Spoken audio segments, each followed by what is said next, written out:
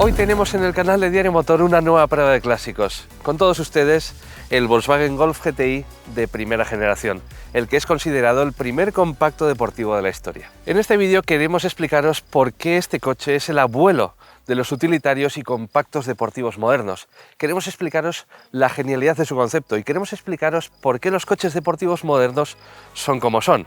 Spoiler, esta es la razón. Y para hacerlo, vamos a probar esta preciosa unidad del año 1983 con 3 puertas, motor de 112 caballos y una unidad de origen francés. No se puede entender el éxito del Golf GTI sin entender el revulsivo que el primer Golf, lanzado en 1974, supuso para Volkswagen. El Golf era el sustituto del escarabajo, una apuesta de todo o nada por la modernidad. Una apuesta que llevó a Volkswagen a abandonar los motores de refrigeración por aire, creando un vehículo de rabiosa actualidad y técnica de vanguardia. La apuesta le salió tan bien a Volkswagen que el Golf acabaría convirtiéndose en su coche más exitoso de todos los tiempos. Pero el GTI nació antes incluso de que el Golf llegase a las calles. El atractivo de los últimos escarabajos deportivos, los famosos negro-amarillo de 1973, llevó a Alfons Lowenberg, ingeniero de ensayos, a enviar una misteriosa carta a varios de sus compañeros. Una carta que buscaba urdir un plan secreto para desarrollar un coche deportivo usando la base del Golf, que en esos momentos estaba terminando su desarrollo.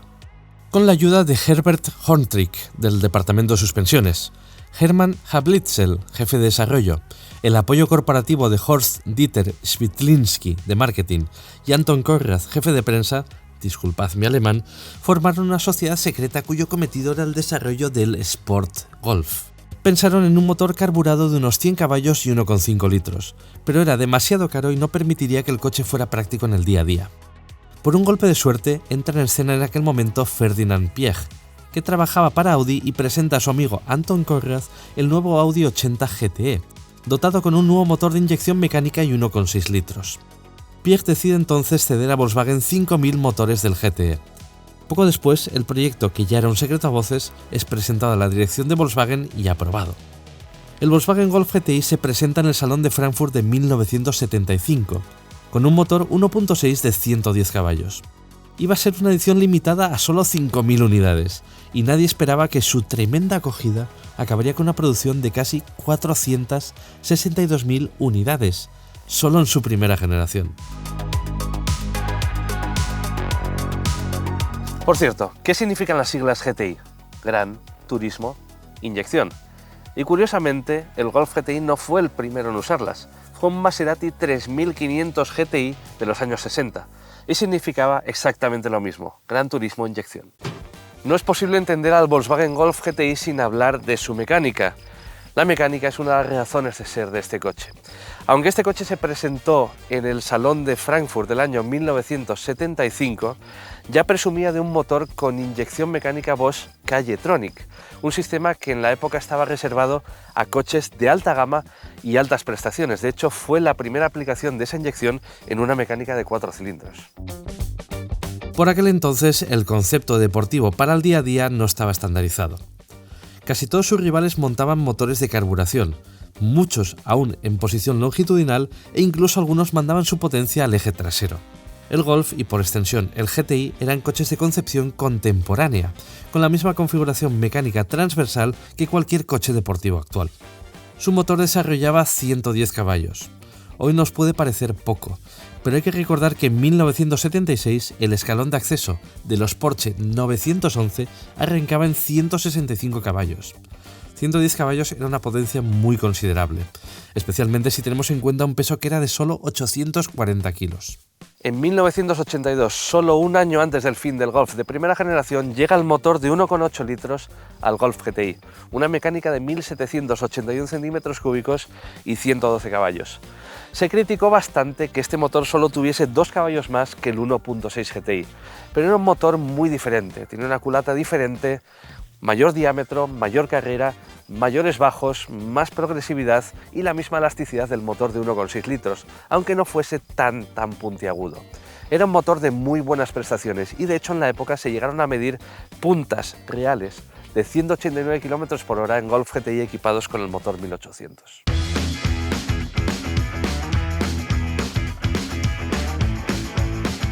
Hay varios detalles del frontal del Golf GTI que lo diferencian de otros Golf, pero en esencia es un coche muy parecido a cualquier otro Golf de producción. Los detalles específicos son ese labio inferior de plástico negro que tenemos en el paragolpes, por supuesto el emblema GTI y por supuesto este marco rojo que rodea la calandra. Este marco rojo y este color se han convertido en detalles absolutamente imprescindibles en los Golf GTI, pero también han sido detalles muy copiados por el resto de modelos deportivos, especialmente en el segmento de los utilitarios y los compactos. El Golf GTI de primera generación mide 3,81 metros de largo. Hoy en día esa distancia es inferior a la de un utilitario y es comparable a la de un coche urbano, un coche que a día de hoy es minúsculo. Algo que también llama la atención es que este coche tiene 3 puertas. Hoy en día no hay ni un solo compacto deportivo con carrocería de 3 puertas y uno de los últimos en perder las 3 puertas de hecho fue el Volkswagen Golf. Antes la deportividad se asociaba a las 3 puertas, pero de nuevo fue el Golf un pionero. A partir del año 1982 se empezó a vender un Golf GTI con carrocería de 5 puertas. Con todo, para mí un GTI tiene que tener 3 puertas. Todos los GTI de primera generación tenían su suspensión rebajada en 20 milímetros con respecto a un Golf convencional. Tenemos también estos aletines de plástico oscuro que le dan más deportividad al coche. Tenemos llantas que podían ser de 13 o de 14 pulgadas. Hay modelos absolutamente icónicos de llantas. Además, fijaos en estas llantas de la edición especial Pirelli que lleva esta unidad, que no es una edición especial Pirelli, pero que a mi gusto le quedan al coche increíblemente bien. Tenemos también discos de freno de mayor tamaño y tenemos barras estabilizadoras delanteras, que en un Golf convencional no teníamos. Esta vista lateral del Volkswagen Golf es absolutamente icónica. Giorgetto Giugiaro solía decir que el Golf fue uno de sus mejores trabajos, y a la vista queda. Líneas muy limpias, proporciones icónicas, voladizos muy cortos y mucha superficie acristalada, algo que en un coche moderno echamos mucho de menos. La discreción era también un atributo muy importante en cualquier Golf GTI. Para un profano, este coche era prácticamente idéntico a un Golf convencional, salvo quizás algunos detalles decorativos que podríamos tener, como estas franjas opcionales.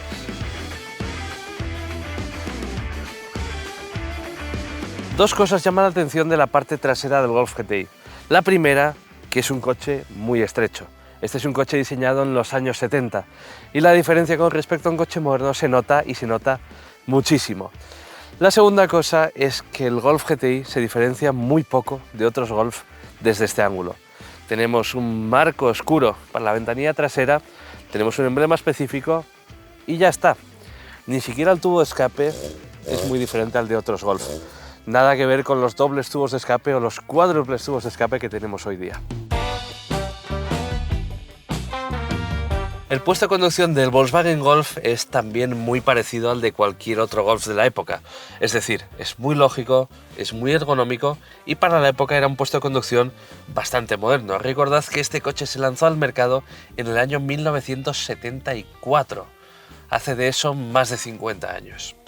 Aún así, las calidades de este coche son sorprendentemente buenas. Los plásticos han aguantado perfectamente el paso del tiempo y el paso de los años. Este coche tiene más de 260.000 kilómetros y el interior está en francamente buen estado. Y tenemos además muchos detalles específicos que aumentan un poquito la deportividad en este Golf GTI.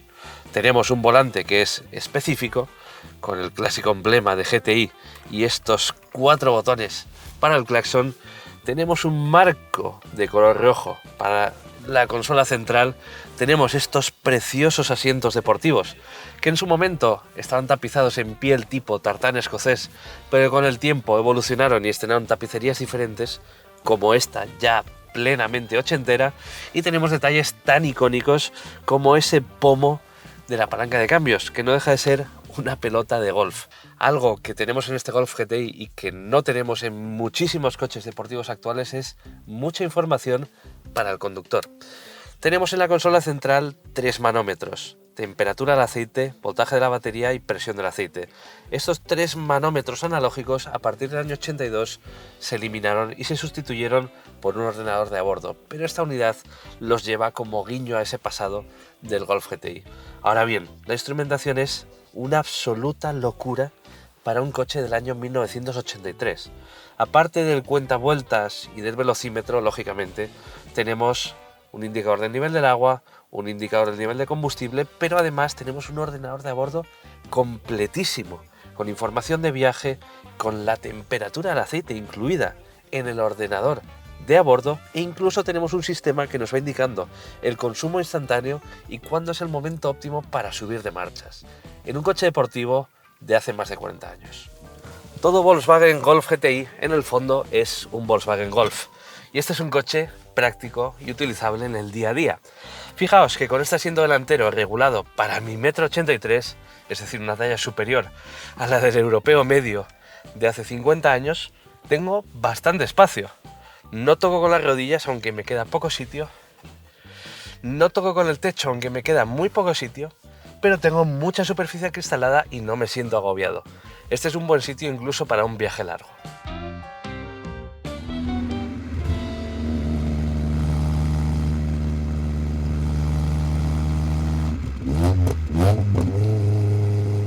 ¿Es esta sonrisa en mi cara? Es porque ya estamos al volante de este Golf GTI de primera generación. Y lo primero que os tengo que decir es que la postura de pilotaje que tenemos en este coche es sorprendentemente natural. Es cierto que el volante no tiene ajuste longitudinal o en altura, pero para una persona como yo de 1,83 m, con el asiento colocado a una distancia prudente de los pedales, una posición de conducción cómoda, no es una postura de conducción ni especialmente alta ni especialmente baja. Está en la media de lo que se espera de un coche compacto. Y como siempre os digo cuando pruebo coches de estas décadas, la visibilidad que tengo desde este puesto del conductor es absolutamente sensacional. Veo todo lo que me rodea sin ningún tipo de filtros. Estoy sumergido en el paisaje, me siento uno con el coche. Y eso es algo que no se puede decir en los compactos de hoy en día.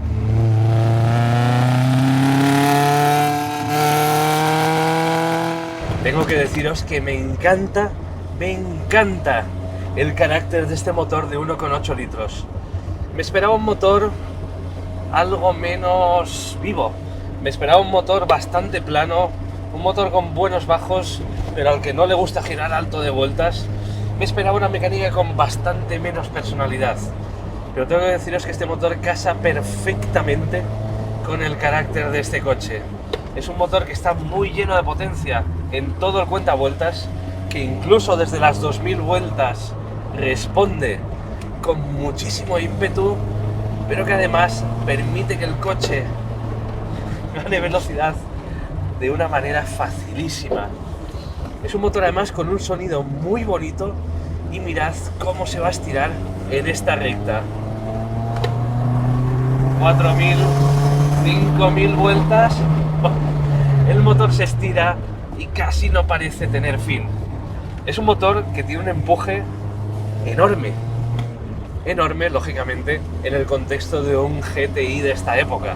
No es un coche que nos vaya a romper el cuello, pero este motor ofrece unas prestaciones bastante inesperadas. Yo esperaba que este coche iba a correr bastante menos de lo que realmente corre. Es un motor con un empuje muy considerable, por supuesto, gracias a que este coche pesa menos de 850 kilos. La ligereza es maravillosa en cualquier coche, y en un coche de orientación deportiva ya no es que sea necesaria, es que es su pura esencia. Este es un coche sorprendentemente fácil de conducir. Me he puesto al volante, he empezado a enlazar curvas y siento que llevo toda la vida a su volante. Todo es muy lógico, el cambio tiene un tacto francamente moderno, es un cambio de recorridos un poquito largos, pero es bastante preciso, se engranan las marchas a la perfección, los pedales tienen un tacto muy estándar, ni son especialmente duros ni especialmente blandos, tienen una buena respuesta a la pisada y tenemos una dirección que no tiene asistencia, pero gracias a no tener asistencia me dice perfectamente lo que ocurre bajo las ruedas. Y en un coche de orientación deportiva eso es algo absolutamente imprescindible.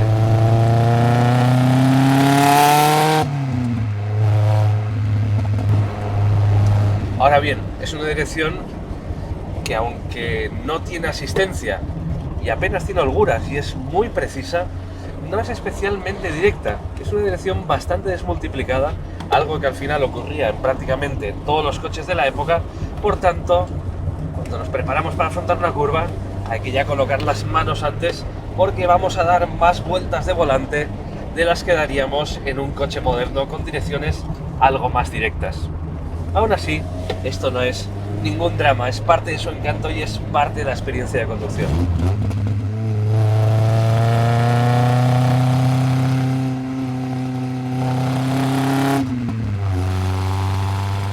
En su momento se criticó que este coche tenía una suspensión con poco recorrido, además de no tener el mejor tarado en compresión. Personalmente creo que tiene una suspensión que casa perfectamente con su carácter. Una suspensión que filtra bien las irregularidades, que hace que en pleno apoyo un bache no te saque de tu trazada y que al mismo tiempo sujeta muy bien la carrocería y permite que no sea un coche absolutamente intratable como lo son algunos compactos deportivos actuales. Este es un coche relativamente cómodo teniendo en cuenta los estándares actuales, pese a que era un coche, lógicamente, bastante más duro de suspensiones que un Golf convencional, sin ir más lejos. A eso también contribuye, lógicamente, el balón que tenemos en los neumáticos, que es considerable.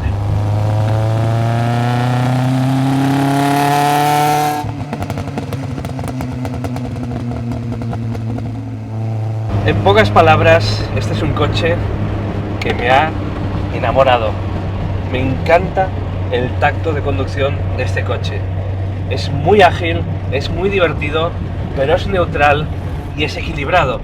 No es un coche traicionero, no es un coche que te quiera morder, es un coche que es sencillo llevar rápido, es un coche que es muy fácil acostumbrarse a él y es en definitiva esa definición de equilibrio por la que siempre se han caracterizado las versiones GTI de Volkswagen. Y es sencillo entender por qué tienen tanta fama después de haber podido tomar contacto con el GTI original.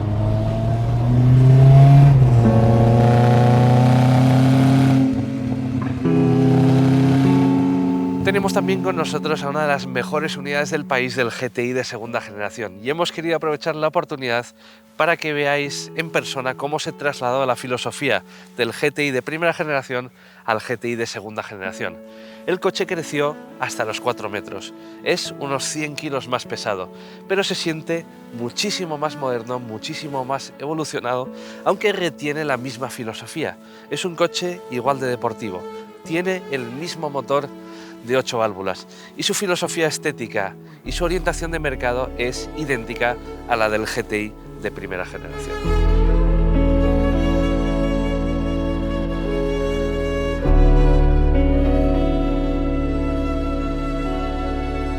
Jeremy Clarkson solía decir que el Golf GTI era el único compacto deportivo con el que no te mirarían mal a la entrada a un hotel de lujo. Y en el fondo es una muy buena reflexión para entender al Volkswagen Golf GTI. Este era un lobo con piel de cordero. Era un coche que podíamos usar perfectamente en el día a día, para ir al trabajo, en largos viajes por carretera, en autopista y al mismo tiempo darnos un auténtico homenaje en un tramo de curvas. Era la definición del equilibrio. El Golf GTI no fue el primer coche corriente deportivo del mercado, pero sí fue el primero que combinó de forma maestra y equilibrada los atributos que hoy en día se esperan de un compacto deportivo, y lo hizo hace ya casi 50 años. De hecho, podemos ver la filosofía del Golf GTI perfectamente reflejada en todos sus sucesores, y que eso sea posible a día de hoy, en el año 2025, es una auténtica proeza. También se puede afirmar que el Volkswagen Golf GTI fue el coche que encendió la mecha de los utilitarios y los compactos deportivos que tan populares fueron en los años 80 y en los años 90. Incluso podríamos decir que este fue el coche que mató al deportivo tradicional, un coche mucho más caro, mucho más delicado, mucho menos eficiente y, en definitiva, mucho menos práctico. Así que brindemos a la salud del Volkswagen Golf GTI. Esperamos que esta prueba la hayáis disfrutado tanto como nosotros y, por último, agradecer a Iván, a su primo, a Rafa y a Carlos, como siempre, la realización de esta prueba. Hasta pronto.